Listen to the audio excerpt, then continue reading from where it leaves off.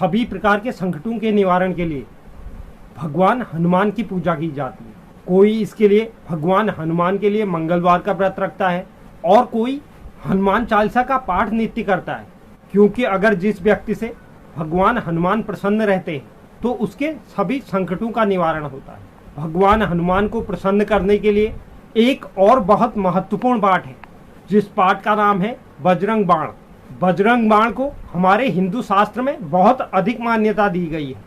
हनुमान जी को एक ऐसे देवता के रूप में माना जाता है जो भक्तों के दुखों को हरकर उन्हें सभी प्रकार के भय और डर से मुक्त कर देते हैं। व्यक्ति अपने भयों से मुक्ति पाने के लिए हनुमान चालीसा का पाठ तो करते ही हैं, साथ ही वह व्यक्ति अगर बजरंग बाण का पाठ भी करे तो उसे अपने जीवन में अचूक लाभ की प्राप्ति होती है। आज की वीडियो में हम बजरंग बाण से जुड़े हुए सभी महत्वपूर्ण पहलुओं पर बात करेंगे कि बजरंग बाण का पाठ हमें किस तरह से करना चाहिए, बजरंग बाण से हमें क्या लाभ प्राप्त होता है, इस पाठ को किन लोगों ने नहीं करना चाहिए और इस पाठ को करते वक्त हमें क्या सावधानियां बरतनी चाहिए। इसके साथ ही बजरंग बाण से संबंधित अन्य विषयों पर भी हम चर्चा करेंगे। तो वीडियो में आगे बढ़ने से पहले अगर कोई दर्शक चैनल पर नए हैं तो चैनल को आप जरूर सब्सक्राइब कीजिए, साथ ही साथ बेल नोटिफिकेशन भी ऑन कर लीजिए, जिससे चैनल पर अपलोड होने वाली हर एक वीडियो का नोटिफिकेशन आपके पास सबसे पहले पहुंचे। और आप वीडियो को लाइक और शेयर भी जरूर करें। तो चलिए शुरुआत करते हैं और सर्वप्रथम हम बात करते हैं बजरंग बाण का पाठ हमें किस तरह से करना चाहिए। बजरंग बाण के पाठ को भगवान हनुमान की आराधना कर उनका आशीर्वाद पाने के लिए सबसे अचूक अस्त्र माना गया है, क्योंकि बजरंगबली प्रभु श्री राम के परम भक्त हैं। इसलिए बजरंग बाण में मुख्य रूप से भगवान हनुमान को भगवान राम की सौगंध दी गई है। ऐसे में जब भी भगवान हनुमान राम की सौगंध लेंगे तो भगवान हनुमान आपकी मदद के लिए जरूर अग्रसर होंगे। बजरंग बाण के पाठ में बीच में कुछ लाइनें ऐसी हैं जिसमें भगवान हनुमान को प्रभु श्री राम की सौगंध दी गई है। जो पंक्तियां हैं, भूत प्रेत पिशाच निशाचर अगिन बेताल काल मारी मर, इन्हें मारू तो ही शपथ राम की, राखू नाथ मर्यादा नाम की, जनक सुता हरिदास कहाओ, ताकि शपथ विलंब न लाओ, उठू उठू चलूं तो ही राम दुहाई, पाए परो कर जोर मनाई। तो यह कुछ लाइनें दी गई हैं जिसमें यह पाठ करने वाला व्यक्ति अपनी मनोकामना की पूर्ति के लिए संकल्प के साथ इस पाठ को करता है, तो उसमें आप अपने कार्य के लिए भगवान हनुमान को राम की सौगंध दे रहे हैं। इसके परिणाम स्वरूप भगवान हनुमान को आपकी मनोकामना की पूर्ति के लिए, कार्य सफल बनाने के लिए आप पर कृपा करनी ही पड़ती है। बजरंग बाण का पाठ करने के लिए सबसे पहले भगवान गणेश की आराधना करें। इसके बाद प्रभु राम और माता सीता का ध्यान करें।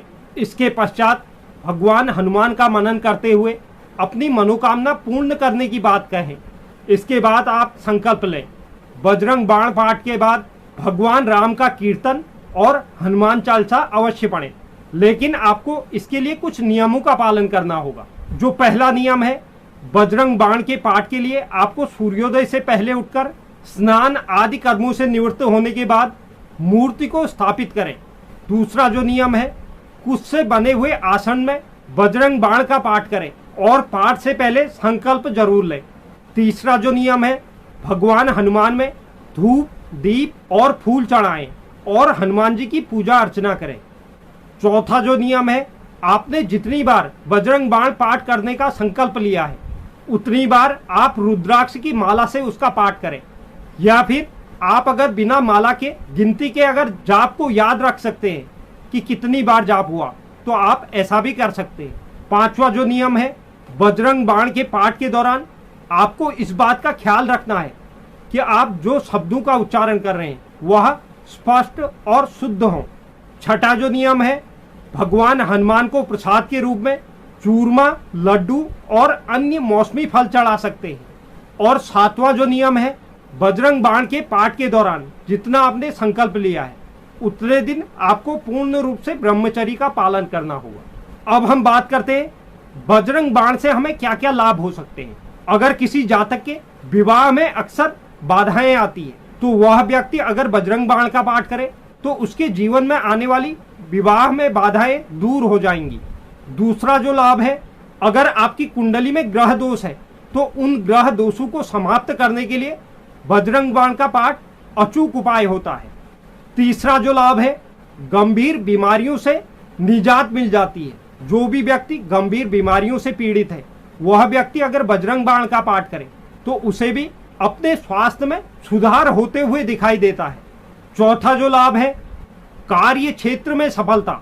अगर आप कार्य क्षेत्र में किसी प्रकार की समस्या का सामना करते हैं तो आपको मंगलवार का व्रत रखकर भगवान हनुमान की पूजा अर्चना करने के बाद बजरंग बाण का पाठ करना चाहिए।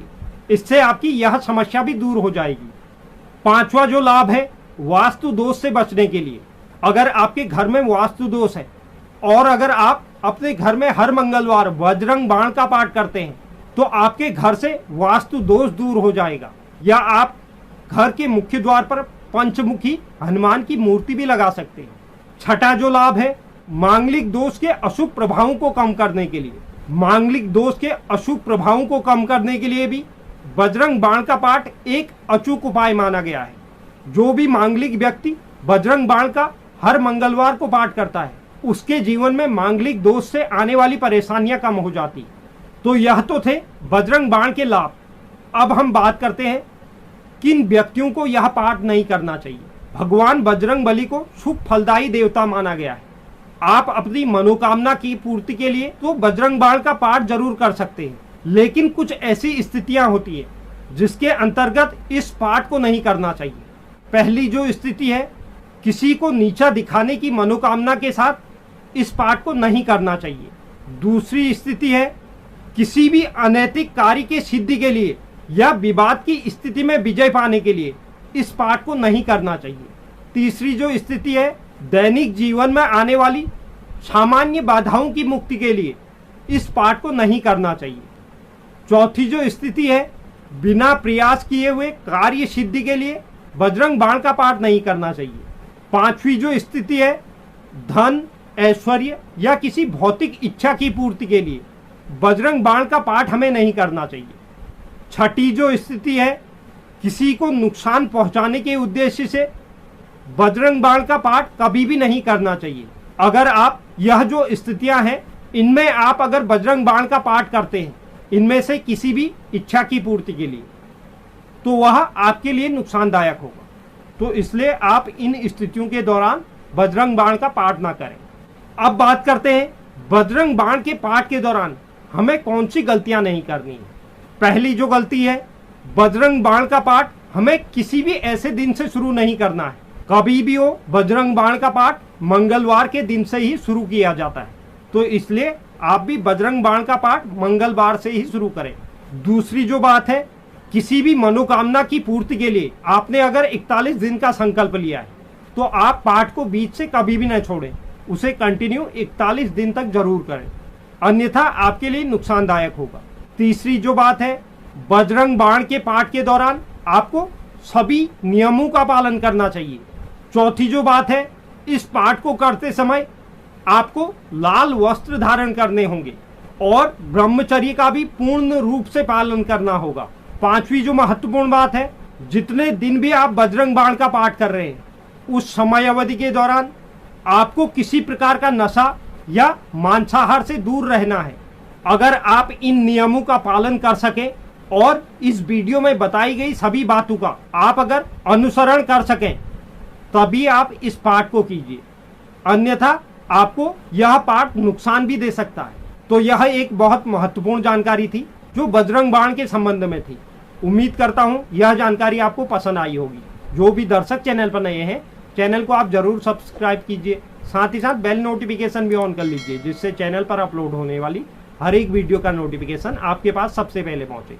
और आप वीडियो को लाइक और शेयर भी जरूर करें और कमेंट बॉक्स में आप अपनी राय भी जरूर लिखें। धन्यवाद।